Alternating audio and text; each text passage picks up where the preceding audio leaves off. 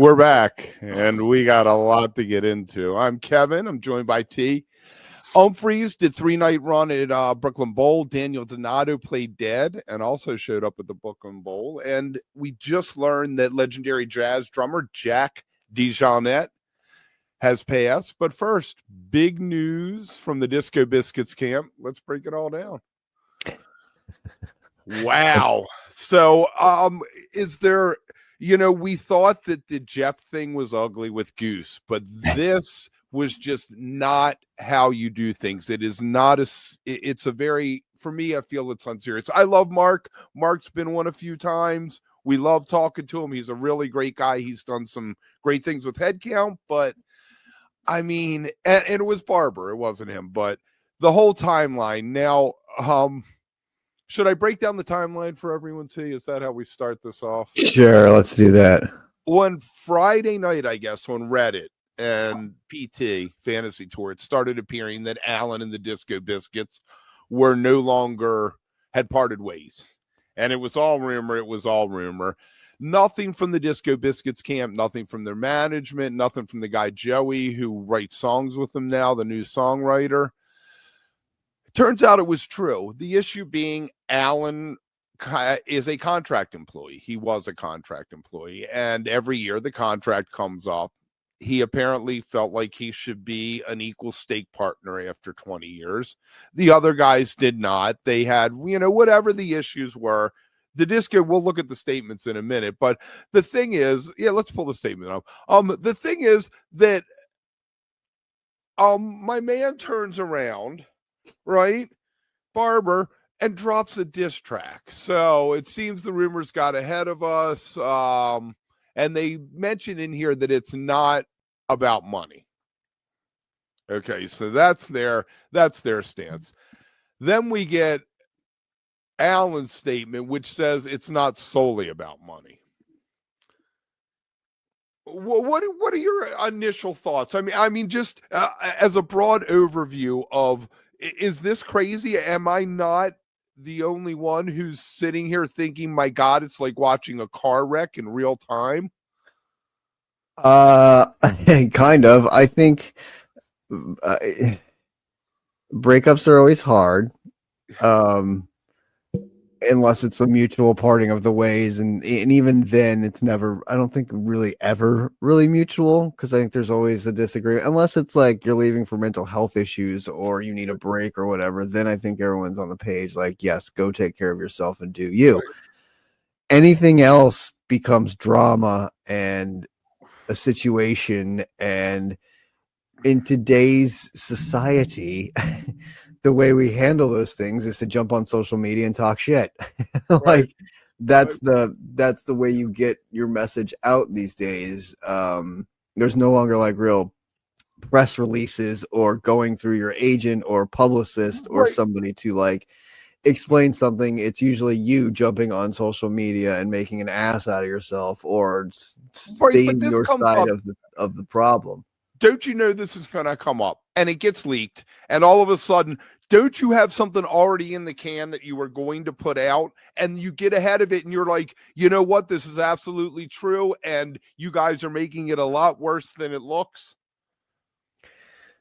There's going to be a lot of he said, she said. Again, that's what comes with this territory, with the breakup. And, I don't know if it's, the shitty thing is when it's personal or when it's financial, it twists the knife a little bit deeper and a little bit sharper. So I feel like,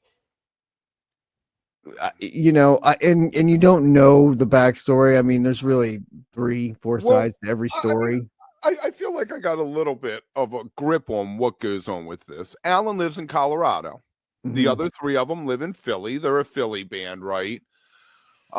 They have so much studio material that I think they're trying to crunch through. They need to practice jamming, they need practice sessions, not jamming necessarily, but all that. And if Alan's living in Colorado, makes it difficult to keep flying him out. And does he want to leave his family for 6 months a year? Well, and didn't one of those things say I never wanted to move to Philly. Like it's something. Right in the disc. Yes, we are going to play the disc track later, but we're going to play it after we are off of YouTube because just the first part of this is showing up on YouTube. The full episode's over on Volume where we won't have an issue with any algorithms. But yes, so some of the other things, there was the $1 million Metallica line in it. I want $1 million like the guy from Metallica or something. But, okay. It's your pay. All right. You go to the grocery store just like I do. Everything costs more. You come up for contract negotiations. You're like, I need a cost of living increase. I've heard that he didn't get paid for Tractor Beam. He didn't get paid for the VIP sets either. So he's taking a cut of money, even if he makes, let's say he got $1,000 a show, which might be a lot to say, and they do 80 shows a year. Can you support a family? I know I struggle and it's just me and my kid, and I don't have a wife and another kid or, whatever else is going on. I don't have a car, which saves me $12,000 a year, Right. There's a huge financial thing. And from what I hear, Mark, Aaron, and John own the Disco Biscuits thing. When Sammy left, they incorporated it. It's their thing. But Alan has played with them for 20 years. The question is, after 20 years, does someone deserve a stake in something?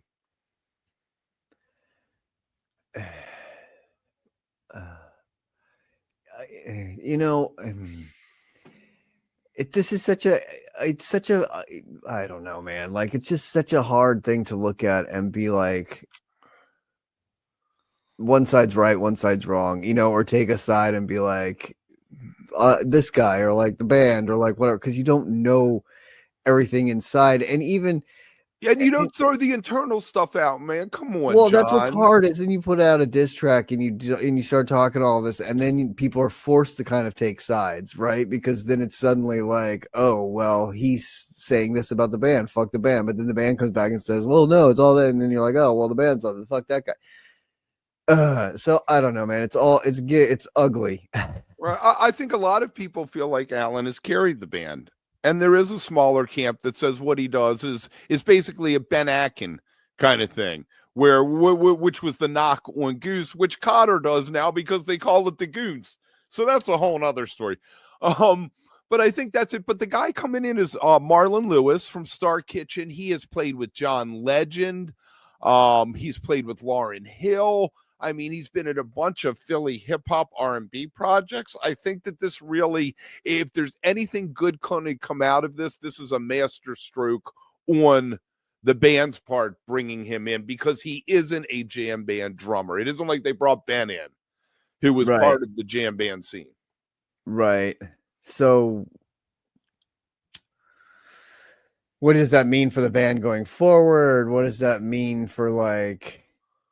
Well, hopefully instead of, a lot of their shows lately, people are way into, but I'm like, all right, you played an hour straight and played 3 songs, but a lot of it was, I'm not a rave guy. I've been to like one huge rave in my life, basement rave. Sure. That's a whole nother thing. That's just debauchery. But, I went to Starscape once where they had the chick from Delight played as a DJ. Oh, nice. Yes, Lady Kerr, whatever she calls herself. Madam, whatever. That's awesome. But I mean, I don't know. I hope that it works out for them. A lot of it seems shady since they have a show on the 31st, that this didn't come out beforehand. And I'm wondering if the rumor hadn't leaked, they would have said anything, or they would have just shown up with a different drummer on the 31st in Halloween. That'd have been funny. Everyone's like, wait. It becomes a practice session, though. This tour is going to be him learning on the fly. Even though, when we're going to talk about Humphreys in a little bit, Scotty Zwang is just, my God, he's owned everything that he's put his sticks to, Yeah. It's, it could be, if you're cutting out the cancer and there was an issue, like, I think that's the biggest thing is I think we will learn very quickly, because if the band, even if it doesn't, even if it takes him a bit to get into the groove with the band, but if the band feels better and sounds better and is playing looser and it's just like, then you can tell like this was a move that needed to be made, right? Like they had to get rid of And whatever. it will change the sound, right? It's gonna change the sound. It'll change the sound, but I don't think it'll change it drastically. And like, you know what I mean? I think they'll still be what they are, obviously. I just think it's the other thing is the timing of it is just so shitty because they've been blowing up lately, right? Like, God, they've had the like, best couple years. They are one of the top bands out of COVID. I mean, Goose obviously takes and Billy Strings take top honors, but right, but they like the biscuit renaissance that's been happening has been outrageous, man. Like, I mean, like truly outrageous. It's been like this whole I don't even know how to put it. Like, it's just been crazy to watch everybody like jump being like, oh my God, they're the best band ever. They're like my favorite band right now, blah, blah, blah. Like all this shit. And then all of a sudden, dude, the old site, the trash site was going crazy over the weekend about it. And like, it's so funny the difference between like when you go on Blue Sky and then you go on Twitter. I mean, we made fun. I made fun. I came up with some zingers. I even did a remix of Barber's track and called it the Elephant Mix because I used Elephant Talk from King Crimson. I mixed it in with the Barber track. If you're watching this on YouTube, make sure you like and subscribe. Leave a comment over there if you're into it, but please come over to Volume. Watch us. Become an all access member. You can comment live while we're doing this. But why don't we? Let me see if I can do this. Let me see if I can share a screen and if we crash the whole world. All right. Can you hear me?